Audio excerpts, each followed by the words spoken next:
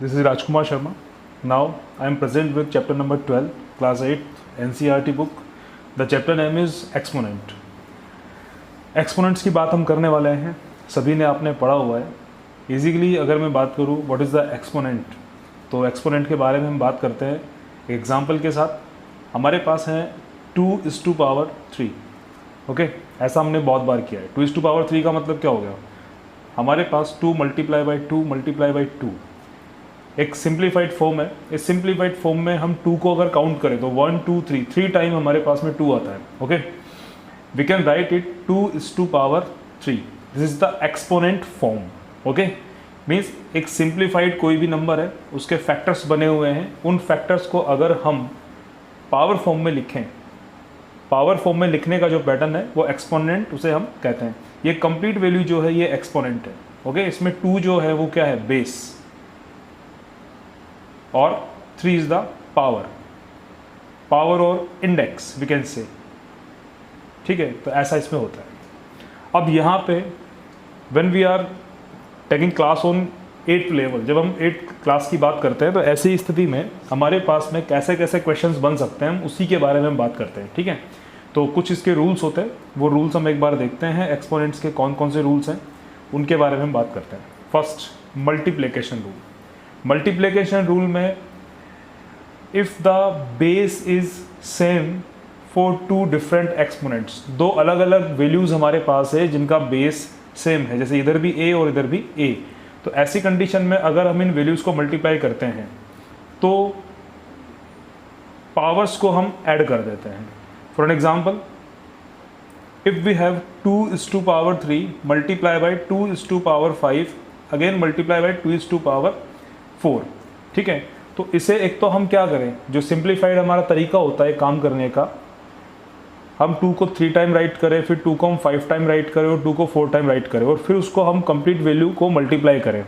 ठीक है, एक तो हम ऐसा कर सकते हैं. दूसरा, अगर इसी चीज़ को हमको एक्सपोनेंट फॉर्म में शो करना है, एक्सपोनेंट फॉर्म में हम प्रेजेंट करना चाह रहे हैं, तब हम इसे क्या करेंगे, according to this rule, rule number 1, जो फर्स्ट रूल हमने यहाँ लिखा है, अकॉर्डिंग टू दिस रूल, यहाँ पे क्या हो जाएगा 2:3 + 5 + 4, तो कंप्लीटली 2:12.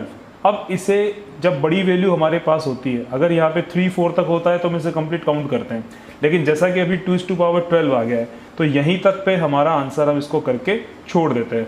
ये चीज़ें एनसीईआरटी या एग्ज़ाम्स में भी हमें अलाउ होती है. इसी तरह से अगर बात करें आगे थोड़ा सा हम, तो रूल नंबर 2 हम देखते हैं. रूल नंबर 2 में क्या है, छोटे छोटे से रूल होते हैं एक्सपोनेंट के और बहुत ईजिली बच्चे इसको समझ पाते हैं. If we have when we are dividing, okay, when we are dividing 2 exponents with same base, अगर 2 एक्सपोनेंट है उनका बेस सेम है, a⁻m divided by a⁻n. a is base, m is the power for first exponent and n is the power for the second exponent. Easily समझ में आने वाली बात है. तो यहाँ पे हम क्या करेंगे, a⁻m - n इसे कर देते हैं. ठीक है, यहाँ पे पावर को माइनस कर देते हैं. जब हम मल्टीप्लाई करते हैं तो हमको इसमें बढ़ाना होता है, पावर को ऐड कर देते हैं. यहाँ पे हम क्या करने वाले हैं, यहाँ पे हम पावर को डिवाइड कर रहे हैं. डिवाइड होने पे वैसे भी कोई चीज़ कम ही होती है, तो उसी के अकॉर्डिंग मैं बात करता हूँ. एग्जाम्पल अगर मैं बात करूँ यहाँ पे एग्जाम्पल के लिए, if we have 2:8 divided by 2:5, तो हमारी वैल्यू क्या बनेगी, easily 2:8 - 5 when we are dividing. ये ध्यान रखिएगा, 2:3. और अगर पूरा करना चाहे 2:3 की वैल्यू जो होती है वो 8 होती है. तो इस तरह से हमने इस क्वेश्चन को सॉल्व कर दिया है. छोटे छोटे क्वेश्चंस होते हैं, इजीली आप उन्हें सीखिए, जल्दी जल्दी से करना सीखिए, प्रैक्टिस वाली बात है. अब आगे बढ़ते हैं. ऐसे ही अगर मैं बात करूं, अब इसी में मैं एक चीज़ और बताना चाहूँगा. जैसे पहले रूल नंबर 3 की हम बात कर लेते हैं. तो रूल नंबर 3 में क्या आता है, रूल 3, अगर किसी भी नंबर पे कोई भी एक्सपोनेंट है, कोई भी वैल्यू है, अगर उसकी पावर नेगेटिव है तो उसे नेगेटिव पावर तक हमको सिंप्लीफाई करना है. मीन्स उसको नेगेटिव पावर में नहीं छोड़ना है, पॉजिटिव बना के उसको सिंप्लीफाई करना है. ठीक है, तो इसका सिंप्लीफिकेशन करने के लिए क्या करना पड़ेगा, इसे हम रेसिप्रोकल फॉर्म में लिखेंगे. जैसे a⁻n है तो इसे 1/a⁻n कर देंगे. क्लियर है. अगर ऐसा है, जैसे एक बात तो मैंने आपको बता दी, अब अगर ऐसा है, if 1 upon a is to power minus n है, तब भी इसे हम रेसिप्रोकल फॉर्म में लिखेंगे, मतलब इसका रेसिप्रोकल बनाना है, तो इस बार ये क्या बनेगा, a is to power n बनेगा। पावर नेगेटिव नहीं रखनी है, पावर को पॉजिटिव बना देना है। Example, we have 2 is to power minus 3, तो ये ठीक नहीं है, इसे हम क्या करेंगे 1 upon 2 is to power 3। Value आप कंप्लीट करना चाहे कंप्लीट कर सकते हैं, नहीं तो इतना भी चलेगा। और इसी तरह से अगर मैं यहाँ पे एग्जाम्पल लिखूँ, if we have 1 upon 5 is to power minus 8, तो यहाँ इसका रेसिप्रोकल हम करेंगे तो ये बनेगा 5 इज टू पावर 8। ओके, ये बन गया। छोटे छोटे से रूल है। रूल नंबर 1 जो मल्टीप्लिकेटिव रूल है, रूल नंबर 2 डिवीजन में है, रूल नंबर 3। अब रूल नंबर 4 पे चलते हैं, एक्सपोनेंट रूल, रूल नंबर 4। किसी भी वैल्यू की पावर अगर 0 हो, कोई भी नंबर हमारे पास है, उसकी वैल्यू उसकी पावर अगर 0 है, डेफिनेटली इसकी वैल्यू क्या बनती है, 1 बन जाती है, कितनी भी बड़ी वैल्यू हो। मैं एक एग्जांपल लिखता हूं यहाँ पे।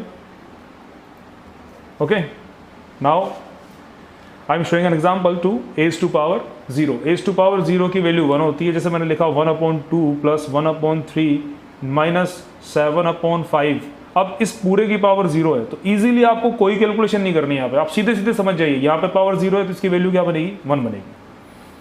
ठीक है, ऐसे ही इसी बात का एक और एग्जांपल हम ले लें, 1 upon 2 upon 3 upon 7 divide by 8 by 5 plus 2 upon 7। अब ये वैल्यू है, अगर इसकी भी पावर 0 है तब भी इसकी वैल्यू क्या बनेगी, 1। तो without calculation we can write the value of this type of exponent is 1। ऐसा हमें कर देना है। क्लियर है मेरी बात? रूल नंबर 5 पे चलते हैं। अब रूल नंबर 5 में क्या है देखते हैं।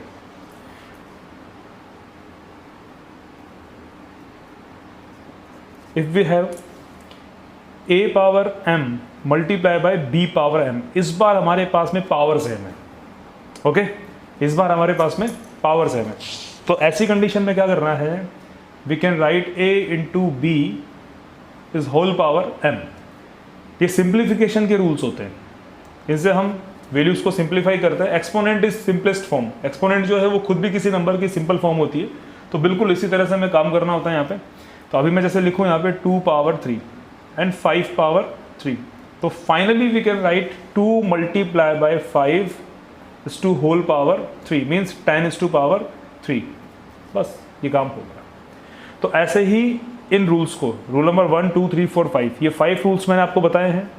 इन रूल्स को आप कंप्लीटली अच्छे से इन्हें फॉलो कीजिए, इन्हें सीखिए, प्रैक्टिस कीजिए। प्रैक्टिस के लिए कुछ क्वेश्चंस मैं दे रहा हूँ, और एनसीईआरटी में बहुत अच्छे क्वेश्चंस हमारे पास में होते हैं। सारे बच्चों को मैं एक बात बोलना चाहूँगा कि इन रूल्स को आप इस वीडियो को 2-3 बार इजीली देखें, आराम से नोट्स बनाएं, क्लासेस में भी नोट्स मिल जाते हैं, नोट्स बनाएं और फिर उसके बाद आप इसको पूरा कंप्लीट करें। तो कुछ आपका होमवर्क है, हमेशा की तरह बहुत छोटी सी क्लास हमारी होती है, तो होमवर्क है जैसा कि मैं लिखने वाला हूँ यहाँ पे 2 power -3 multiply by 2 power 8 multiply by 2 power 1/2, इसकी वैल्यू आपको बता देनी है। रेंडमली मैं क्वेश्चंस लेता हूँ हमेशा। Next question is 1/2 -1/2 power 3 multiply by -1/2 power 0 multiply by -1/2 is to power -3, इसकी वैल्यू आपको बता देनी है। नंबर 4 आता है हमारे पास में 5/7 is to power 3 divide by 7/5 is to power -3। बहुत ध्यान से करने वाला क्वेश्चन है, इजीली सरलता पूर्वक आप कर पाएंगे, मगर थोड़ा सा ध्यान देना आपको जब आप इनिशियल लेवल पे इसे सॉल्व कर रहे हैं।